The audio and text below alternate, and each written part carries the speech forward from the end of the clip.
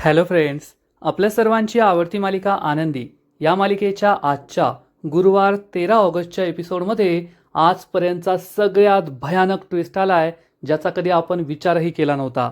मग नेमकं घडलंय तरी काय? तर फ्रेंड्स, आजच्या एपिसोडमध्ये सगळ्यांना कळलं की आनंदी घर सोडून का गेलीये. आनंदीने मोबाईलमध्ये सगळ्यांसाठी एक मेसेज रेकॉर्ड केला होता आणि घरातील सगळे खूप इमोशनल झाले. परंतु त्यानंतर चक्क एक बातमी आली आणि ती बातमी म्हणजे एका आंधळ्या मुलीचा खूप मोठा अपघात झालाय आणि तिचा मृत्यू झालाय. आणि जेव्हा ही मुलगी कोण आहे हे पाहिलं गेलं तेव्हा ती आनंदी होती. तिच्या अंगावर तीच साडी होती जी आनंदीने घर सोडताना नेसली होती. मग ज्या मुलीचा अपघात झालाय, ज्या मुलीचा मृत्यू झालाय, ती आनंदीच आहे की दुसरी कोणी?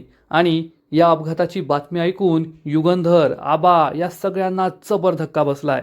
मग हे सगळं नेमकं घडलं तरी कसं हे जाणून घेण्यासाठी हा व्हिडिओ शेवटपर्यंत नक्की पहा. फ्रेंड्स, आजच्या एपिसोडच्या सुरुवातीलाच युगंधरच्या वकिलांनी पृथ्वीला एक नोटीस दिलेली असते आणि हे वकील पृथ्वीला ठणकावून सांगतात, मिस्टर पृथ्वी निंबाळकर, तुम्ही युगंधर टेक्स्टाईलमध्ये रेडीमेड साड्यांचा जो बिझनेस सुरू केला आहे आणि ज्या ऑर्डर्स घेतल्या आहेत त्या तुम्हाला वेळेतच पूर्ण कराव्या लागतील, त्याबद्दलची ही लीगल नोटीस आहे. पृथ्वी खूप चिडतो आणि म्हणतो, व्हॉट अ ग्रेट फादर, बाप असावा तर असा. एकाच घरात राहून आपल्या मुलाला कायदेशीर नोटीस पाठवणारा कदाचित हा पहिलाच बाप असेल. परंतु युगंधर काहीच बोलत नाही. पृथ्वी चिडून म्हणतो, मी आधी असं ठरवलं होतं की मी ज्यांच्याकडून ऑर्डर घेतल्या आहेत त्यांना सांगेल की माफ करा, ऑर्डर पूर्ण करता येणार नाही, ॲडव्हान्स परत घ्या. पण आता मी यांच्या नाकावर टिच्चून सगळ्या ऑर्डर्स वेळेच्या आधीच पूर्ण करणार आणि यांच्या भीतीने नाही किंवा यांच्या लीगल नोटीसच्या भीतीने नाही, तर फक्त दाखवून देण्यासाठी की मी माझ्या जीवावर सुद्धा काहीतरी करू शकतो, माझ्यासुद्धा ताकद आहे स्वतःच्या पायावर उभं राहण्याची, हे सिद्ध करण्यासाठी. परंतु हे सगळं मी यांच्या कंपनीत, यांच्या फॅक्टरीत करणार नाहीये, तर माझ्या नवीन पार्टनरसोबत करणार आहे, हे लक्षात ठेवा. हे ऐकून घरातील सगळ्यांना आश्चर्याचा धक्काच बसतो. पृथ्वी सांगतो, आता मी ही ऑर्डर माझ्या नवीन पार्टनरसोबत करेल, यांच्या श्रीमंतीच्या कोणत्याही कुबड्या न घेता. घरातील सगळे विचारतात, नवीन पार्टनर? मिताली विचारते, दादा तू हे काय बोलतोय, कोणता नवीन पार्टनर?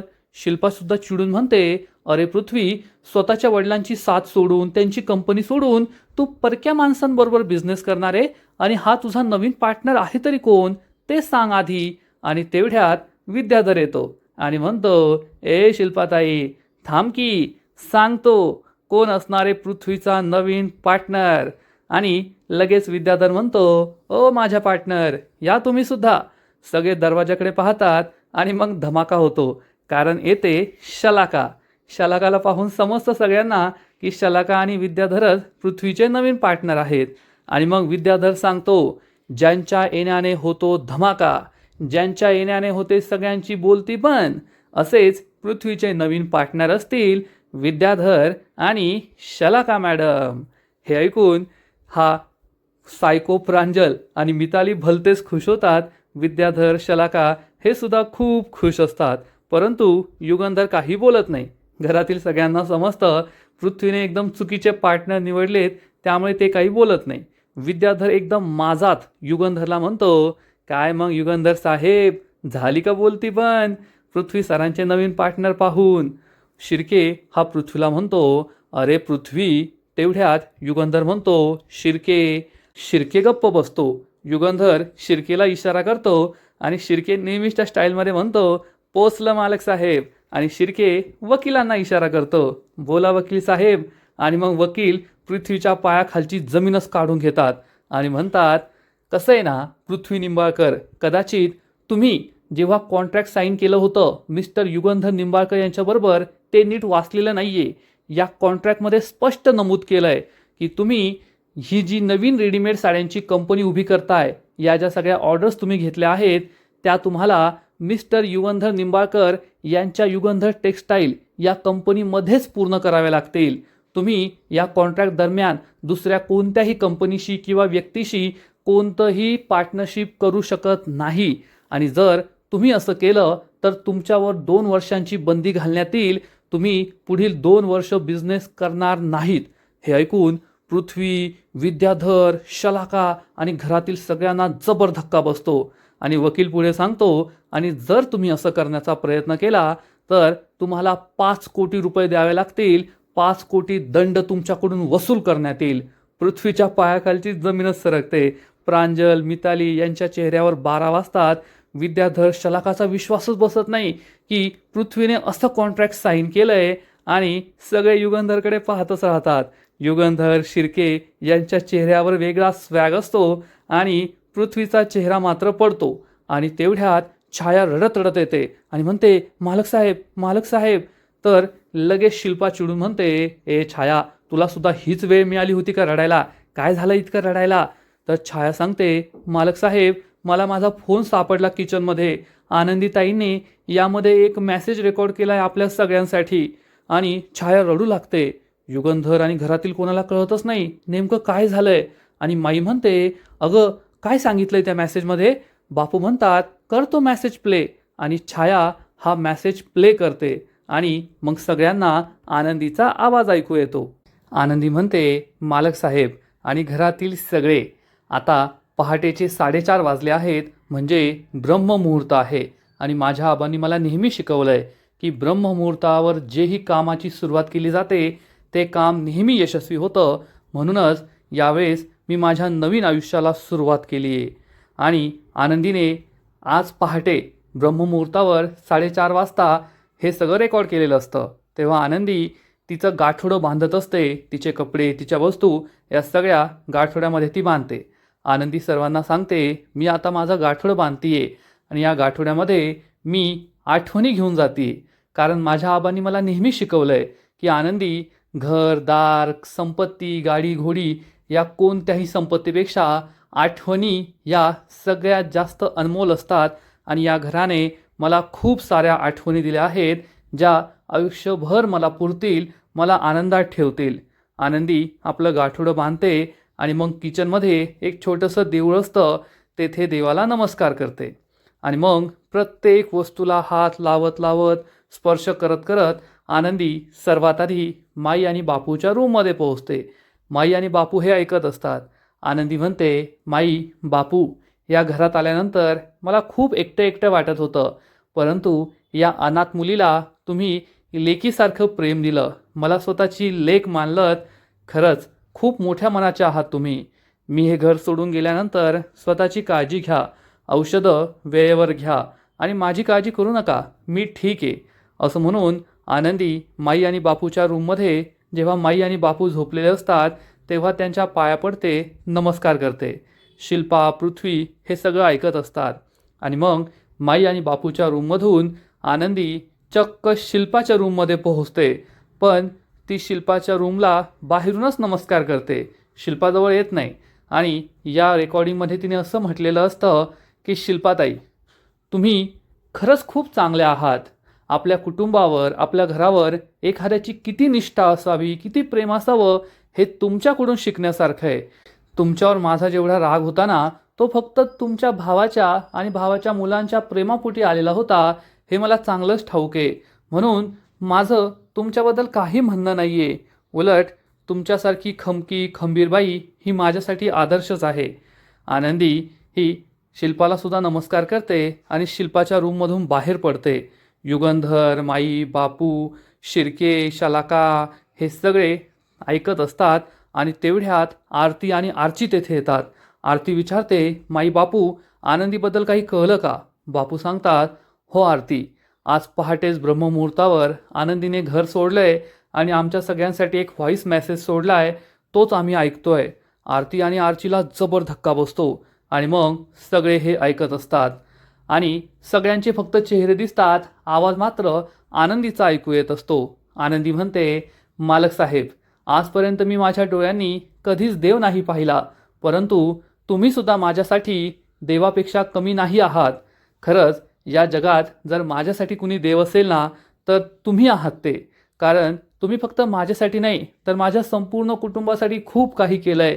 तुमच्या फॅक्टरीत काम करूनच आमचा उदरनिर्वाह चालला. आमच्या आबांनी आम्हाला लहानचं मोठं केलं, नाहीतर आमचं काय झालं असतं. मालक साहेब, खरंच तुम्ही खूप चांगले आहात. आणि मग या घरात आल्यानंतरसुद्धा तुम्ही प्रत्येक संकटात मला साथ दिली, प्रत्येक संकटातून मला बाहेर काढलं. मालक साहेब, तुमचे खरंच खूप खूप धन्यवाद. विद्याधर, धनश्री, पृथ्वी हे सगळं ऐकत असतात आणि हा सायको प्रांजल निर्लज्जासारखा हसत असतो. त्याला आनंद होत असतो की आनंदी हे घर सोडून गेलीये. आणि मग आनंदी चक्क पृथ्वी, प्रांजल, मिताली यांच्या रूम बाहेर येते, परंतु बाहेरूनच या दरवाजाला हात लावते आणि म्हणते, या घरात जेव्हा मी आले होते ना मुलांनो, तेव्हा मला हे घर खूप ओकबोकं वाटायचं, खूप खाली खाली वाटायचं. परंतु जेव्हा तुम्ही या घरात परत आला ना, तेव्हा हे घर भरल्यासारखं झालं. या घराला पूर्णत्व मिळालं. तुम्ही तुमच्या हसण्या, खेळण्याने, उत्साहाने या घराला पूर्ण भरून टाकलं. या घराचा आनंद हा खऱ्या अर्थाने तुमच्यामुळेच होता. परंतु माझ्यामुळे तुमच्या मनातील, तुमच्या चेहऱ्यावरील आनंद कमी झाला आहे. त्यासाठी मला खरंच माफ करा. तुम्हाला मी खरं खरं सांगते, तुमच्यात आणि तुमच्या वडिलांमध्ये मला कधीच यायचं नव्हतं. पण परिस्थितीच अशी निर्माण झाली की हे सगळं घडलं. पण माझ्यावर विश्वास ठेवा. मला तुमच्या बापलेकांमध्ये कधीही दुरावा निर्माण करायचा नाही आहे, कधीही कोणती दरी निर्माण करायची नाही आहे. आणि त्यामुळेच मी हे घर सोडून जाण्याचा निर्णय घेतला आहे. पृथ्वी, प्रांजल, मिताली हे सगळं ऐकत असतात.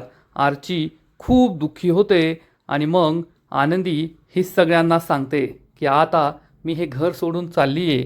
पुन्हा कधीही मी तुम्हाला या घरात दिसणार नाही. माझ्यामुळे या घरात जे वाद झाले, या घरातील लोकांना जो मनस्ताप झाला, त्यासाठी मी खरंच हात जोडून तुमची माफी मागते. आनंदी सगळ्या माणसांचा निरोप घेऊन जिन्यावरून खाली उतरत असते. बॅकग्राऊंडमध्ये आनंदी मालिकेचं शीर्षक गीत सुरू असतं. आणि खरंच फ्रेंड्स, हा सीन पाहून तुमच्यासुद्धा डोळ्यात पाणी येईल यात शंका नाही. कारण आनंदीची काही चूक नसताना, तिचा काही दोष नसताना सगळ्यांनी तिला दोषी ठरवलंय. आता आनंदी आणि युगंधरचं लग्न झालं, त्यात ज्या विद्याधरची सगळ्यात मोठी चूक होती तो तर नामानिराळा राहिला आणि बिचारे या आनंदीलाच वनवासाला जावं लागलं. एवढं मात्र नक्की, आनंदी जिन्यावरून खाली उतरते आणि मग शलाकाच्या फोटोसमोर येऊन उभी राहते आणि म्हणते, शलाकाताई, खरंच या घरात तुमचा वास आहे आणि जोपर्यंत तुम्ही या घरात आहात तोपर्यंत या घरावर कोणतंही संकट तुम्ही येऊ देणार नाही, या घराचे तुकडे होऊ देणार नाही. आणि आज माझ्यामुळेच या घरात दरी निर्माण झाली आहे. माझ्यामुळे या घरातील सगळे एकमेकांच्या विरोधात उभे ठाकले आहेत. मालक साहेब आणि मुलांमध्ये दरी निर्माण झाली आहे. मी तुम्हाला वचन दिलं होतं की मालक साहेब आणि मुलांना परत एकत्र आणेल, त्यांच्यात बाप आणि मुलाचं प्रेम नातं निर्माण करेल. काही अंशी मी त्यामध्ये यशस्वी झाले, पण नंतर माझ्यामुळेच बाप आणि मुलगा एकमेकांपासून दुरावले गेले आणि यासाठी मीच दोषी आहे. त्यामुळे मी हे घर सोडून जाण्याचा निर्णय घेतला आहे. आरती, युगंधर हे खूप दुःखी होतात आणि मग आनंदी सर्वांना सांगते, मी तुम्हाला काही मोठं गिफ्ट देऊ शकत नाही, पण तुमच्या सर्वांसाठी मी घरातील देवळामध्ये एक गिफ्ट ठेवलं आहे आणि ते तुम्ही सर्वांनी नक्की घ्या. घरातील सगळेजण देवळात पाहतात तर तेथे आनंदीने पांढऱ्या रंगाची फुलं ठेवलेली असतात. आता पांढऱ्या रंगाची फुलं म्हणजे प्रेमाचं, शांतीचं प्रतीक असतं आणि घरातील सगळ्यांनी प्रेमाने राहा, घरात शांती ठेवा, आनंद ठेवा, असंच आनंदीला सुचवायचं असतं. युगंधर, माई, बापू सगळे खूप इमोशनल झालेले असतात. युगंधर हे सगळं शांत राहून ऐकत असतो आणि मग आनंदी ही देवळात येते. देवासमोर ही फुलं ठेवते, देवाला शेवटचा नमस्कार करते आणि बॅकग्राऊंडमध्ये पुन्हा आनंदीचं दुःखद गाणं सुरू होतं आणि आनंदी बिचारी या घराच्या प्रत्येक वस्तूचा निरोप घेत असते. या घरातील प्रत्येक वस्तूला स्पर्श करत असते आणि स्पर्श करत करत करत शेवटी ती या घराच्या बाहेर निघते. आरती ढसाढसा रडू लागते, आर्ची रडू लागते, पण युगंधर, शिल्पा, विद्याधर यांच्या डोळ्यात पाण्याचा थेंबसुद्धा येत नाही. शेवटी आपली सख्खी छोटी बहीण हे घर सोडून गेलीये, आपल्याला सोडून गेलीये, याचं दुःख आरतीला झालेलं असतं.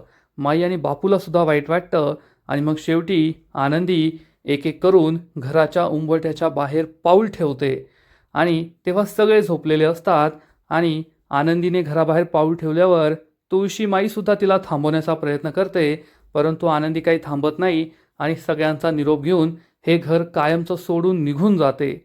आणि हा ऑडिओ मेसेजसुद्धा संपतो.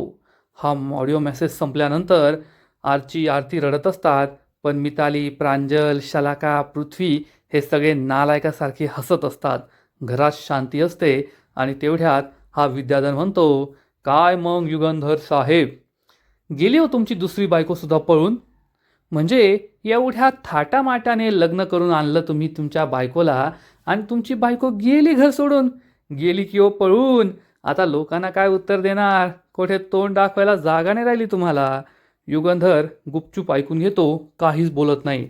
आरती खूप चिडते आणि विचारते, हे सगळं काय चाललंय या घरामध्ये? येथे माझी बहीण घर सोडून गेलीये, ती माहेरी सुद्धा आली नाहीये, ती कोठे गेली काय गेली आपल्याला काहीच माहीत नाहीये आणि या घरात कोणाला काहीच पडलेलं नाहीये, कोणाला तिची काळजीच वाटत नाहीये. सगळेजण निर्लज्जासारखे गप्प उभे असतात आणि मग आरती मालक साहेबांसमोर हात जोडते आणि म्हणते, मालक साहेब, मी तुमच्यासमोर हात जोडते, प्लीज आमच्याबरोबर चला, आनंदीला शोधायला आम्हाला मदत करा. तुम्हीच आहात जे आनंदीला शोधून सुखरूप परत आणू शकता. मालक साहेब प्लीज. पण युगंधरच्या चेहऱ्यावरची माशीसुद्धा उडत नाही. मग आरची युगंधरला म्हणते, मालक साहेब प्लीज चला ना आमच्याबरोबर. फक्त तुम्हीच आहात जे आनंदीताईला सुखरूप घरी आणू शकतात. या जगात जर कुणी असेल जे आनंदीताईला सुखरूप परत आणू शकतं तर ते तुम्हीच आहात मालक साहेब चला ना. परंतु युगंधर निर्लज्जासारखं म्हणतो, हात सोड माझा. आरती आणि आर्चीला मोठा धक्काच बसतो आणि युगंधर चिडून म्हणतो, मी तुमच्या त्या आनंदीला नेहमी समजावून सांगितलं होतं की माझ्या आणि माझ्या मुलांच्या मध्ये यायचं नाही, पण तिने शेवटी तेच केलं. आता ती कोठे गेली काय गेली याच्याशी मला काही देणं घेणं नाहीये. गेली तर गेली घर सोडून, मला फरक पडत नाही. शोधायचं असेल तर शोधा, मी तिला शोधणार नाही.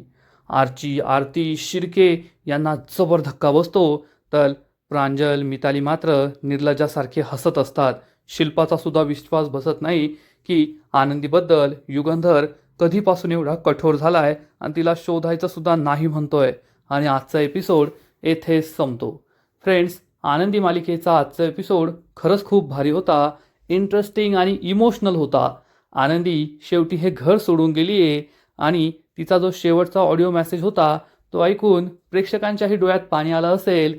परंतु हे जे निंबाळकर कुटुंब आहे ना, ते दगडाच्या काळजाचं आहे आणि कोणाला काहीच फरक पडला नाही एवढं मात्र नक्की. बिचारी आरची या मात्र खूप दुःखी झाल्या. फ्रेंड्स, या मालिकेचा आजचा एपिसोड तर खूप भारी होता, परंतु पुढील एपिसोड आणखीन धमाकेदार असणारे, आणखीन मोठा ट्विस्ट या मालिकेत येणारे. मग नेमकं घडणार तरी काय? तर आनंदी मालिकेच्या पुढील एपिसोडमध्ये आपण पाहू की युगंधरने तर आनंदीला शोधायला नकार दिलाय, त्यामुळे बिचाऱ्या आरती आणि आर्ची त्यांच्या परीने आनंदीला शोधण्याचा प्रयत्न करतील. सर्वात आधी त्या पिंट्याला कॉल करून विचारतील, पिंट्या, आनंदी तुझ्या घरी आली आहे का? तू आनंदीला कोठे पाहिलंय का? पिंट्या सांगणार, नाही आरतीताई, मी तर आनंदीला नाही पाहिलं, ती माझ्या घरी सुद्धा नाही आली. आणि तेवढ्यात पिंट्या एका चहाच्या स्टॉलवर बसलेला असेल आणि तेथे धावपळ सुरू होईल. लोक म्हणतील, अरे चला पळा पळा पळा पळा. पिंट्या लगेच एका माणसाला थांबवणार आणि विचारणार, काय झालं हो?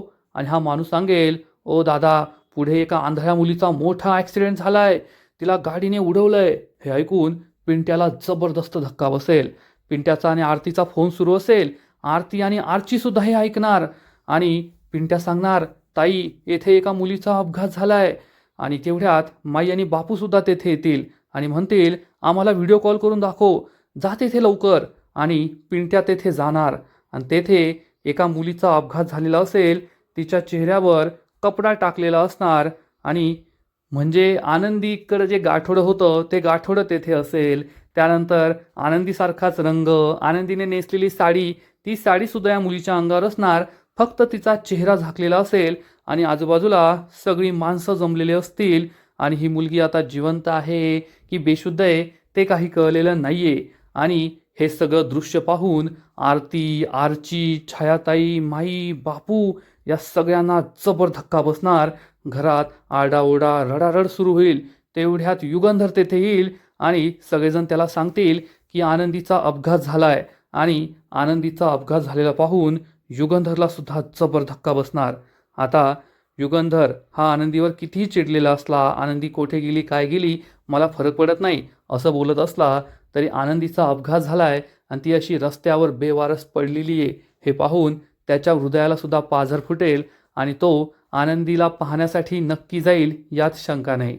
परंतु हाच सगळ्यात मोठा प्रश्न आहे की ज्या मुलीचा अपघात झाला आहे ती आनंदी आहे का? पण तिचा चेहरा दिसत नसला तरी तिची साडी, तिचं ते गाठोडं आणि तिचा रंग, उंची, काठी हे सगळं पाहून ती आनंदीच आहे एवढं मात्र नक्की.